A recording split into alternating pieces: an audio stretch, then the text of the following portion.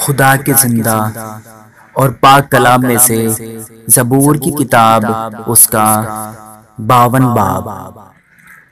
اے زبردست، تو شرارت پر کیوں فخر کرتا ہے؟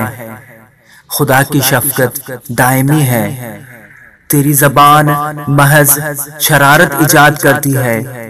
اے دغاباز، وہ تیز استرے کی مانند ہے، تو بدی کو نیکی سے زیادہ پسند کرتا ہے اور جھوٹ کو صداقت کی بات سے۔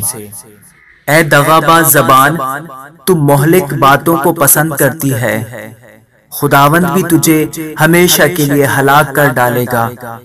وہ تجھے پکڑ کر تیرے خیمہ سے نکال پھینکے گا اور زندوں کی زمین سے تجھے اکھاڑ پھینکے گا۔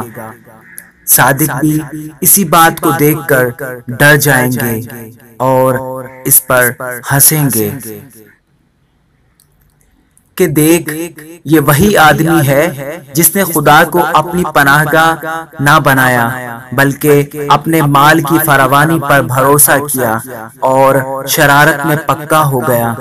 لیکن میں تو خدا کے گھر میں زیتون کے ہرے درخت کی مانند ہوں، میرا توکل عبدالآباد خدا کی شفقت پر ہے۔ میں ہمیشہ تیری شکر گزاری کرتا رہوں گا کیونکہ تو ہی نے یہ کیا ہے اور مجھے تیرے ہی نام کی آس ہوگی کیونکہ وہ تیرے مقدسوں کے نزدیک خوب ہے۔